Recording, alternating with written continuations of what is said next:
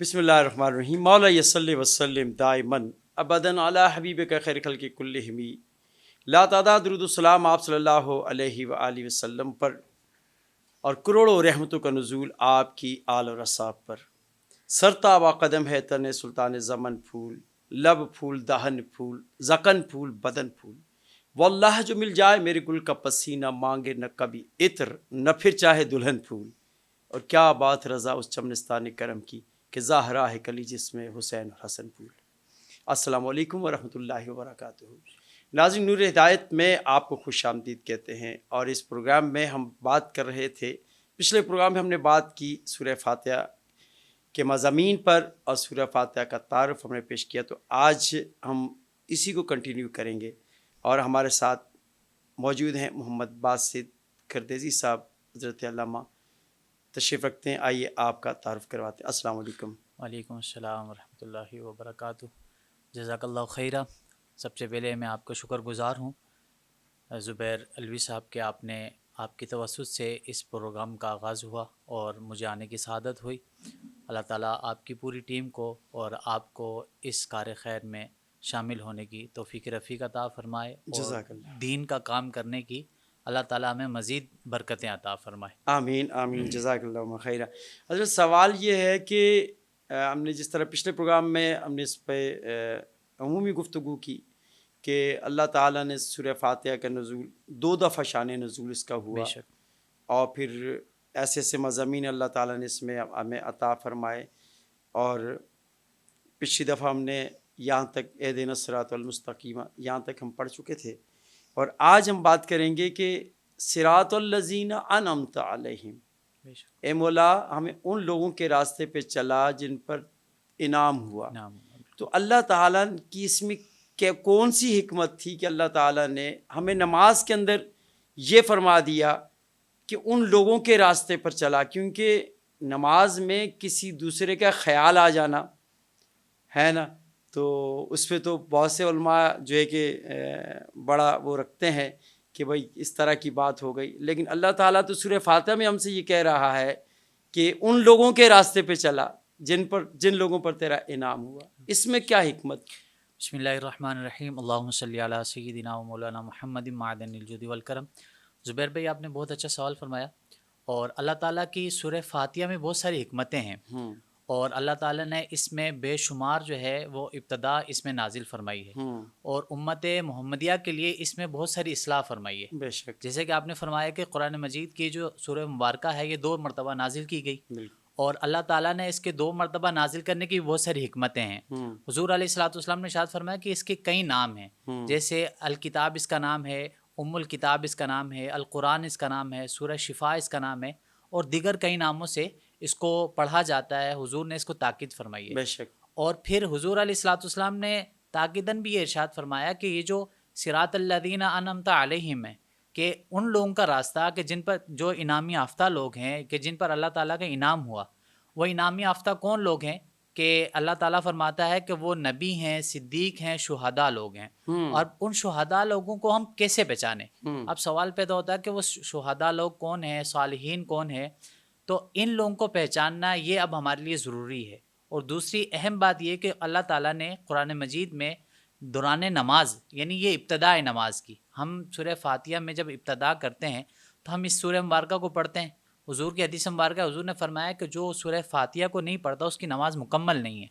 پھر دوسری جانب ہم دیکھتے ہیں کہ حضور نے فرمایا کہ جو یعنی نماز میں عموماً ہوتا ہے کہ کسی اور چیز کا خیال آئے تو ہماری نماز ختم ہو جاتی ہے یا اس کے خیالات آ جاتے ہیں. لیکن فرمایا کہ ان شہداء کا نام فرمایا تو اس سے اصل مقصد یہی ہے کہ جو شہداء کا طریقہ کار ہے، جو شہداء کا جو عمل رہا ہے، اس کو پیش نظر رکھتے ہوئے ہم جو ہے عبادات کریں، ریاضتیں کریں. یہ اللہ رب العالمین نے اس میں قرآن مجید میں فرمایا. اب شہداء کا طریقہ کون سا ہے، صالحین کا طریقہ کون سا ہے؟ بیسیکلی شہداء کا، صالحین کا، نبیوں کا طریقہ خود قرآن پاک کے اگر دامن میں ہم دیکھتے ہیں تو اللہ تعالیٰ خود فرماتا ہے کہ صالحین وہ لوگ ہیں کہ جو اللہ اور اس کے رسول کی اطاعت کرتے ہیں، اور وہ صدیقین ہیں، شہداء ہیں، صالحین ہیں. پھر فرمایا کہ وحسن اولئک رفیقا، اور وہ اللہ تعالیٰ کے رفیق ہیں، اللہ تعالیٰ کے قریب لوگ ہیں وہ. اب وہ قریب لوگ کون سے ہیں؟ ہم آج اس دنیا میں، اس امت میں پہلے بھی اس طرح کے سوالات ہوئے کہ ہم کیسے پہچانیں کہ صدیق کون ہے، شہداء کون ہے، صالحین کون ہے. صحیح. تو ہمیں یہ دیکھنا پڑے گا. جیسے حضرت عبداللہ بن عباس رضی اللہ تعالیٰ عنہ سے کسی نے پوچھا کہ آپ فرمائیے کہ یہ اس دور میں یا ہم وہ دور پائیں کہ جس دور میں ہمیں جو ہے فرقہ واریت میں بہت سارا مسائل پیدا ہو جائے اور ہر بندہ یہ کہے کہ میں جنتی ہوں، ہر فرقہ کہے کہ میں جنتی ہوں. تو اس پرفتن دور میں ہمیں سمجھنا پڑے گا کہ وہ صالحین لوگ کون ہیں. تو ہم اگر اپنے ارد گرد نظر گھماتے ہیں تو ہمارے سامنے اولیاء کرام کا طرز عمل آتا ہے، ہمارے سامنے حضرت غوث اعظم کا طرز عمل آتا ہے، پیر میرل شاہ صاحب کا اور دیگر جتنے بھی اولیاء کرام ہیں، صالحین لوگ ہیں، ان کا طرز زندگی ہمارے سامنے. صحیح. اب ان کا جب طرز زندگی ہم نے دیکھا تو انہوں نے زندگیاں کس طرح گزاری. جیسے خود آپ علیہ الصلوۃ والسلام نے ارشاد فرمایا، صحابہ کرام نے عرض کی یا رسول اللہ صلی اللہ تعالیٰ علیہ وسلم، اگر ہم دیکھیں ان ماحول میں ہو جائیں کہ جب ماحول میں افراتفری پھیل جائے تو ہم اس ماحول میں اپنے آپ کو کس طرح سے سدھاریں یا اپنے آنے والوں کو، اپنے آپ کو کس طرح سے دیکھیں کہ سچے لوگ کون ہیں، دیندار لوگ کون ہیں. تو حضور نے فرمایا کہ جو میری اور میری صحابہ کی پیروی کرے گا، میری اور میرے صحابہ کے بتائے ہوئے راستے پر چلے گا، وہ صادقین ہیں، وہ سچے ہیں، وہ صالحین ہیں. صحیح. تو اس کے مطابق پھر ہمیں ان لوگوں کو دیکھنا ہے. جیسے حضرت عبداللہ بن عباس نے فرمایا کہ اپنے سے پہلے والوں کو دیکھو کہ تم سے پہلے والے کون لوگ ہیں کہ جو صراط مستقیم پر چلنے والے ہیں. اب چلنے والوں میں ہم دیکھتے ہیں کہ جیسے حضرت عبداللہ بن عباس نے فرمایا ہے کہ وہ پرانے لوگ، وہ بزرگان دین، وہ اولیاء کرام کہ جن کا راستہ ہمیں اختیارات فرمایا. اب اللہ تعالیٰ نے ان اولیاء سے جو ہے محبت کا اظہار ہمارے دلوں میں فرما دیا. اللہ تعالیٰ نے ارشاد فرمایا وَمَن يُطِعِ اللَّهَ وَالرَّسُولَ فَأُولَٰئِكَ مَعَ الَّذِينَ أَنْعَمَ اللَّهُ عَلَيْهِم مِّنَ النَّبِيِّينَ وَالصِّدِّيقِينَ وَالشُّهَدَاءِ وَالصَّالِحِينَ کہ جو اللہ اور اس کے رسول کی پیروی کرتا ہے اور وہ لوگ وہی ہیں کہ جو صدیق ہیں، شہداء اور صالحین ہیں. اب صالحین میں حضرت عبداللہ بن عباس کی روایت سامنے ہم رکھیں اور ہم ان کے قول کے مطابق چلیں. جیسے کہ انہوں نے فرمایا کہ وہ لوگ کہ جو تم سے پہلے گزر گئے وہ صالحین میں سے ہیں، وہ شہداء میں سے. اب ان میں منافقین بھی بہت سارے ہمارے ہاں شامل ہیں، لیکن اولیاء کرام کا طرز زندگی ہم جب دیکھتے ہیں تو ہمیں پھر صحیح راستہ ہمیں سمجھ آتا ہے. اللہ تعالیٰ فرماتا ہے کہ ان لوگوں کا راستہ، ان پہلے تو انبیاء کا کہا نا، پہلے انبیاء کا کہا. اب ہم سے پہلے حضور علیہ الصلوۃ والسلام سے انبیاء علیہ السلام جو پہلے گزرے ان کا طریقہ کار کیا ہے. اب بنی اسرائیل کے انبیاء علیہ الصلوۃ والسلام کو دیکھیں، ان کی امتوں کو دیکھیں کہ ان کو اللہ تعالیٰ نے جتنے انعام و اکرام عطا فرمائے، من و سلوہ بھی آپ پر اتارا، اس قوم پر اتارا، لیکن اس کے بعد انہوں نے جو ان پر کتابیں اتاری گئی انہوں نے ان کی ناشکری کی، ان میں تحریفات کر دی، تبدیل کر دیا اور اس کے نبی کے فرامین کی نافرمانی کی. تو اللہ تعالیٰ نے ان کو غضب میں مبتلا فرمایا، ان پر قہر نازل فرمایا. اور اس قوم میں ہم دیکھیں کہ حضور علیہ الصلوۃ والسلام کے زمانے میں جب حضور علیہ الصلوۃ والسلام نے خود نبوت کا اعلان فرمایا اور اپنے عزیز و اقارب کو، اپنی امت کے اصحاب کو، اپنے اڑوس پڑوس میں جب نبوت کی دعوت دی تو تب بھی آپ سے اختلاف کرنے والے، آپ پر ظلم و ستم کرنے والے بہت سارے لوگ سر فہرست تھے، جن میں ابو جہل جو ہے وہ سامنے آتا ہے، ابو لہب کے جس کا ذکر قرآن مجید میں. اس حصے کو بعد میں ہم ڈسکس کریں گے. پہلے تو ہم یہ بات کر رہے ہیں نا کہ وہ انعام یافتہ لوگ، انعام یافتہ لوگوں میں جس طرح آپ نے فرمایا کہ انبیاء ہیں، صالحین ہیں، صدیقین ہیں، شہداء ہیں، بالکل یہ لوگ جو ہے کہ انعام یافتہ لوگ ہیں. تو ان کا ایک طریقہ کار، زندگی گزارنے کا ایک طریقہ کار رہا ہے. انہوں نے اللہ کو کس طرح منایا، اللہ تک کس طرح پہنچے. اور اس کے بعد صحابہ کرام ہمارے، بے شک، ٹھیک ہے، اور صحابہ کرام کے بعد اولیاء کرام اور علماء عظام جو ہے، اور جو دین کا شعور رکھنے والے، دین کی سمجھ رکھنے والے، یہی تو لوگ ہیں نا. بے شک. تو جو سیدھے راستے پہ ہیں، تو بات تو یہ ہو رہی ہے نا کہ اللہ تعالیٰ نے ہمیں نماز میں سیدھے راستے پہ چلنے والے لوگوں کی تلقین کیوں کی؟ زبیر بھائی، اللہ تعالیٰ جو ہمیں تلقین فرماتا ہے کہ سیدھے راستے پر کون لوگ چلتے ہیں، اس یہ سوال پیدا ہوتا ہے کہ سیدھے راستے پہ چل رہا کون رہا ہے. اب ہم سیدھے راستے پہ دیکھ رہے ہیں کہ اولیاء کرام اور صحابہ کرام جو ہے وہ اللہ رب العالمین کے احکامات پر اور حضور علیہ الصلوۃ والسلام کے بتائے ہوئے راستے پر چل رہے ہیں. تو جس وجہ سے جو امت یا جو بھی مسلمان بحیثیت مسلمان جو بھی صحابہ کرام کے طریقے کو اپنائے گا، جیسے کہ آپ علیہ الصلوۃ والسلام نے خود فرمایا کہ جو میرا اور میرے اصحاب کا طریقہ اپنائے گا وہ دنیا اور آخرت میں فلاح پائے گا. صحیح. تو اب ہم اولیاء کرام کی طرز زندگی ہم اگر دیکھیں یا علماء کرام کی طرز زندگی دیکھیں، جو حق علماء ہیں، جو امت کو آپس میں جوڑنے کے لیے لگے ہوئے، تو ان کا طرز زندگی ہمیشہ وہی رہا ہے کہ جو صحابہ کرام کا طرز زندگی رہا ہے. وہی طریقہ جو حضور علیہ الصلوۃ والسلام نے ارشاد فرمایا اسی کے مطابق اپنی امت کو آپس میں ملانے اور پھر شریعت کے کام کو جو ہے سامنے رکھتے ہوئے اپنی زندگی کو گزارنا، طرز عمل کو گزارنا، شریعت سے ہٹ کر کوئی بھی ایسا قانون یا کوئی بھی ایسا کام نہ کرنا کہ جس کی وجہ سے اللہ اور اس کے رسول کی جو ہے وہ دل آزاری ہو یا اس کے شریعت سے کوئی بھی چیز ٹکرائے. تو یہ اولیاء کرام کا طریقہ کار اچھا ہے. قرآن اس میں حدیث میں کوئی ایسی روایت ملتی ہے اس یہ جو قول ہے کہ اس کی تفسیر وغیرہ علماء نے کی ہو؟ بالکل. حضور علیہ الصلوۃ والسلام کا یہ جو آپ کا فرمان ہے، آپ نے فرمایا کہ یہ جو مجھ سے اور میرے اصحاب سے محبت کرتا ہے اور محبت کرنے کے بعد وہ اس کے طریقہ کار پر چلتا ہے تو وہ فلاح پانے والا ہے. تو مفسرین نے اس پہ لکھا اور علماء نے بھی اس پہ کلام کیا کہ وہ کون لوگ ہیں. وہ وہی لوگ ہیں. حضرت عبداللہ بن عباس نے اس کے بارے میں فرمایا، حضرت ابو ہریرہ رضی اللہ تعالیٰ عنہ نے، آپ نے فرمایا کہ ان کا حضور علیہ الصلوۃ والسلام کے جتنے بھی راستے ہیں جو حضور نے فرمائے کہ جو امت کے لیے بہترین راستے ہیں ان کے لیے چلنا یہ امت مسلمہ پر لازم فرما دیا اور فرمایا کہ انہی کے مطابق چلا جائے تو انسان دنیا میں بھی فلاح پائے گا اور آخرت میں بھی اللہ تعالیٰ اسے حضور علیہ الصلوۃ والسلام کی شفاعت نصیب فرمائے گا. بے شک بے شک. تو اس کے مطابق چلنا یہ ہماری زندگی کا طرز عمل ہونا چاہیے. ٹھیک ہے، اسی کو کنٹینیو کریں گے لیکن ایک وقفے کے بعد انشاءاللہ. ناظرین لیتے ہیں ایک چھوٹا سا بریک، آپ ہمارے ساتھ رہیے.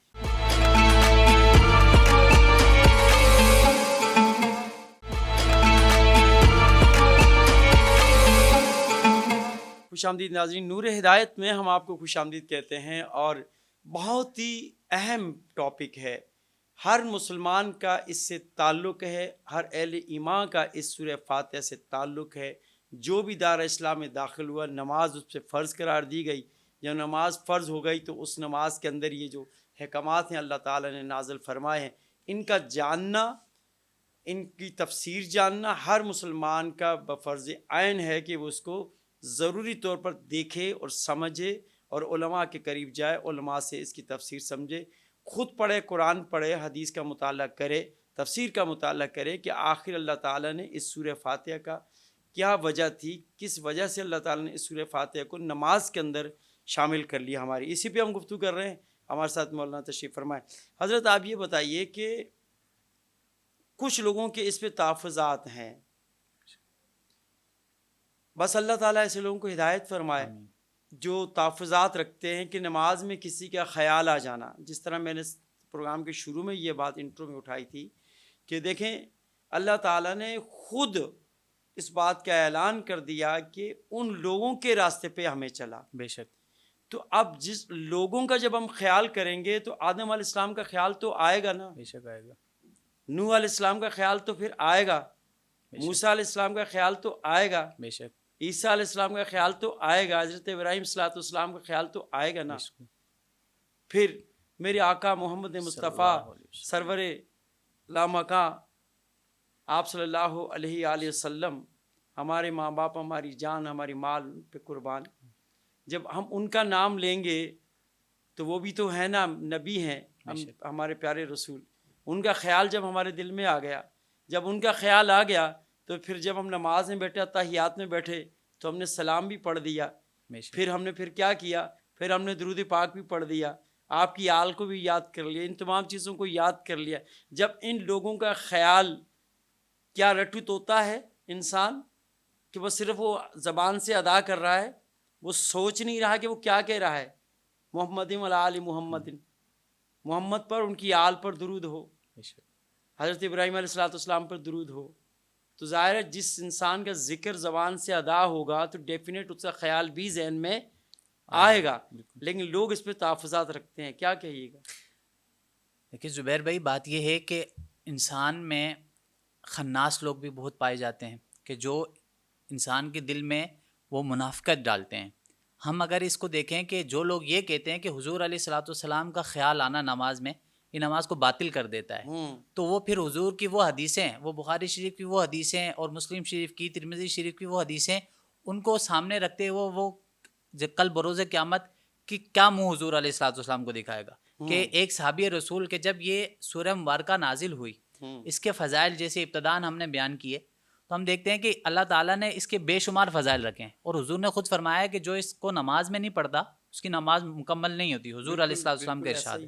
اور اس کے نعم البدل کی کوئی سورہ بھی نہیں ہے، سورہ بھی نہیں ہے. یعنی کہ آپ نماز جنازہ اگر آپ نہیں پڑھ پا رہے، آپ کو نہیں آ رہی، تو آپ اس درود کے بدلے میں دوسرا درود پڑھ لیجئے. بے شک بے شک. ٹھیک ہے، اس سے جو دعا ہے اس دعا کے بدلے میں دعا قنوت پڑھ لیجئے. ٹھیک ہے نا، کوئی بھی دعا جو مغفرت کی دعا آپ کو یاد ہے، نماز جنازہ کی دعا یاد نہیں ہے، تو آپ اس کے الٹرنیٹ میں یہ کر لیجئے. بے شک. لیکن اب وہ نماز جنازہ کتنا اہم ہے، کتنا امپورٹنٹ ہے کہ ایک شخص کے لیے کہ اس کی مغفرت کی دعا کی جا رہی، تو اس کے لیے جو دعا مختص کی گئی ہے اگر وہ یاد نہیں ہے تو آپ اس کا الٹرنیٹ کر سکتے ہیں. لیکن نماز یہ سورہ فاتحہ ایسی ہے کہ اس میں الٹرنیٹ نہیں ہے. بالکل نہیں ہے. اب اس میں یہ دیکھا جائے کہ حضور علیہ الصلوۃ والسلام کی جو تعظیم ہے وہ دل و جان سے زیادہ بڑھ کر ہے. ایک قول وہ ہے کہ جب حضرت عمر فاروق رضی اللہ تعالیٰ عنہ کا ہے کہ آپ نے عرض کیا رسول اللہ صلی اللہ تعالی وسلم کہ میں اپنی جان کے علاوہ ہر چیز آپ پر قربان کرتا ہوں. تو حضور نے فرمایا کہ تمہارا ایمان تب تک مکمل نہیں ہو سکتا کہ جب تک تم اپنی جان سے بڑھ کر مجھ سے محبت نہ کرے. اور پھر اس سے زیادہ اہم حضور علیہ الصلوۃ والسلام کے کتنے صحابہ ایسے ہیں کہ جو نماز مسجد نبوی میں ادا فرما رہے ہیں اور حضور نے ان کو پکارا تو حضور جب دیکھا کہ وہ سورہ فاتحہ پڑھ رہے ہیں، نماز ایک صحابی نے نماز جلدی جلدی مکمل کر کے حضور کے پاس حاضر ہوئے اور عرض کرنے لگے یا رسول اللہ میں نماز پڑھ رہا تھا، اللہ تعالیٰ کی بارگاہ میں رکوع سجود میں تھا، تو حضور نے فرمایا کیا تمہیں نہیں پتا کہ میری محبت جو ہے سب سے زیادہ افضل ہے، اور اگر نبی تمہیں بلاتا ہے تو اگر تم دوران نماز بھی ہو تو تم نماز توڑ کے آ جاؤ، تمہاری نماز میں کوئی خلل نہیں آئے گا. اور خود آپ علیہ الصلوۃ والسلام کی حدیث مبارکہ حضور نے فرمایا کہ کاش میری ماں زندہ ہوتی اور میں نماز پڑھ رہا ہوتا اور نماز پڑھتے ہوئے میری والدہ مجھے آواز دیتی تو میں نماز توڑ کر اپنی والدہ کی بات کو سنتا. تو یہ سارے مقامات، یہ ساری چیزیں سامنے رکھتے ہوئے تو انسان کتنے بھی اعتراضات کرے لیکن اللہ اور اس کے رسول کے احکام کے آگے وہ نہیں جا سکتا. تو ہمیں ان احکامات کو دیکھنا ہے، ان حدیثوں کو ہم سامنے رکھتے ہوئے دیکھیں کہ حضور علیہ الصلوۃ والسلام کی محبت جو ہمارے دلوں میں آنی چاہیے، وہ بجائے ہمارے دلوں میں ڈالنے کے لوگ اس کو نکالنے کے چکر میں. اب میں ایک مثال دینا چاہوں ٹائم کے مطابق کہ اگر کوئی شخص یہ کہتا ہے کہ مجھے نماز سے محبت ہے، مجھے اللہ کے رسول سے محبت ہے، تو وہ کہے کہ میں نماز سے تو بہت محبت کرتا ہوں لیکن وضو سے محبت نہیں کرتا، تو ہم یہی سمجھیں گے کہ جو نماز سے محبت نہیں کرتا وہ وضو سے محبت اگر کر بھی رہا ہے یا نماز سے محبت کرتا ہے وضو سے نہیں کرتا تو پھر اس کا نماز سے کوئی تعلق نہیں، نماز سے کوئی تعلق جب وضو نہیں ہوگا تو نماز نہیں ہوگی. تو ہم اسی طرح دیکھتے ہیں کہ اصل مقصد ان لوگوں کا حضور سے عشق جو ہمارے اندر ہے اس کو نکالنا ہے، ہمارے اندر سے حضور کا عشق نکالنا ہے. تو وہ یہی کہتے ہیں کہ حضور کا نعوذ باللہ خیال آنا یا حضور کی طرف راغب ہو جانا، دیکھنا. آپ صلی اللہ علیہ وسلم تک تو بعد میں پہنچے نا، پہلے تو اوپر جو جن کا ذکر ہم کر رہے ہیں، بالکل صدیقین کا ذکر کر رہے ہیں. صدیقین کا جب نام آئے گا تو ابو بکر صدیق کا نام تو آئے گا نا، ٹھیک ہے نا. جب ان کا نام نکال دو گے تو پھر کہاں جاؤ گے؟ یہی تو ان کو سمجھ، اللہ تعالیٰ ان کو سمجھ عطا فرمائے آج کے اس پروگرام کے توسل سے کہ صالحین، وہ صالحین کے جن کا ذکر اللہ تعالیٰ نے دوران نماز میں پہلے جو سورت میں فرما دیا کہ ہم پڑھتے ہیں کہ ایاک نعبد و ایاک نستعین اہدنا الصراط المستقیم، صراط مستقیم پر کون لوگ چلنے والے ہیں، ہمیں ان کے راستے پر چلا. تو ہمارا آٹومیٹکلی دماغ ان صالحین لوگوں پہ جاتا ہے، ان اولیاء کرام پہ جاتا ہے کہ جنہوں نے اللہ کے راستے میں اپنی جانیں قربان کی، اپنا مال و جان قربان کیا، اپنا گھر قربان کیا، اور سب سے بڑی بات کہ اپنا پورا کنبہ قبیلہ بھی اللہ کے رب العالمین کے نام پہ قربان کر دیا. اور ہم یہ صحابہ کرام کی طرز زندگی دیکھتے ہیں، حضرت ابوبکر صدیق کی طرز زندگی دیکھتے ہیں کہ آپ حضور علیہ الصلوۃ والسلام کے ایک حکم پر آپ نے پورا مال حضور کی بارگاہ میں پیش فرما دیا. حضرت عمر فاروق نے آپ پورا مال پیش فرما دیا.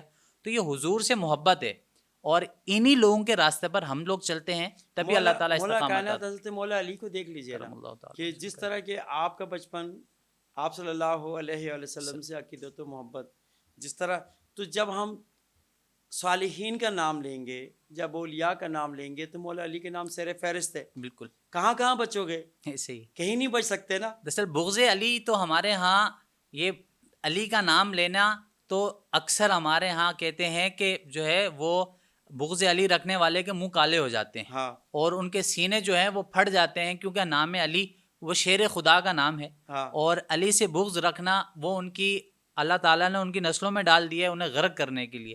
لیکن اللہ تعالیٰ نے ہمیں جو محبتیں عطا فرمائی ہیں وہ انہی پنجتن پاک کے نام سے، مولا علی کے نام سے اور صحابہ کرام کا نام ہمارے یہ زندگی کا حصہ ہے ہمارے، بلکہ میں اگر اسے کہوں کہ ہمارے ایمان کا حصہ ہے. ایمان کا حصہ کیوں نہ ہو. جس طرح میں بار بار یہ ٹاپک سامنے جب بھی آئے گا تو آپ کو ڈیفینیٹ اس بات پہ کرنی پڑے گی کہ وہ جو شہداء ہیں، جو صالحین ہیں، جو صدیقین ہیں، وہی لوگ ہیں بالکل جو کامیاب لوگ ہیں، اور اللہ تعالیٰ نے ان کو کامیاب اس دنیا میں بھی سرخرو کیا اور آخرت میں بھی وہ سرخرو ہیں. تو آج ہم نے اس پہ گفتگو کی. بہت شکریہ آپ کا، آپ کی تشریف آوری کا. جزاک اللہ خیرہ. ناظرین، آج کے اس پروگرام میں ہم نے خاص طور پر سورہ فاتحہ کے جو مضامین ہیں ہم اس پہ بات کر رہے ہیں، الحمد شریف پہ بات کر رہے ہیں کہ وہ لوگ جو صدیقین ہیں، جو اولیاء ہیں، جو شہداء ہیں، جو انبیاء ہیں، ان کا راستہ، اے مولا ہمیں ان کے راستے پہ چلا. ان کا خیال جب نماز پڑھیں گے تو ان کا خیال ڈیفینیٹ ہر انسان کے شعور میں، لا شعور میں جاگزیں ہو جائے گا. تو جب وہ جاگزیں ہو جائے گا تو پھر ہی تو ہماری نماز مقبول ہوگی، پھر ہی تو ہماری نماز قبول ہوگی بارگاہ خداوند میں.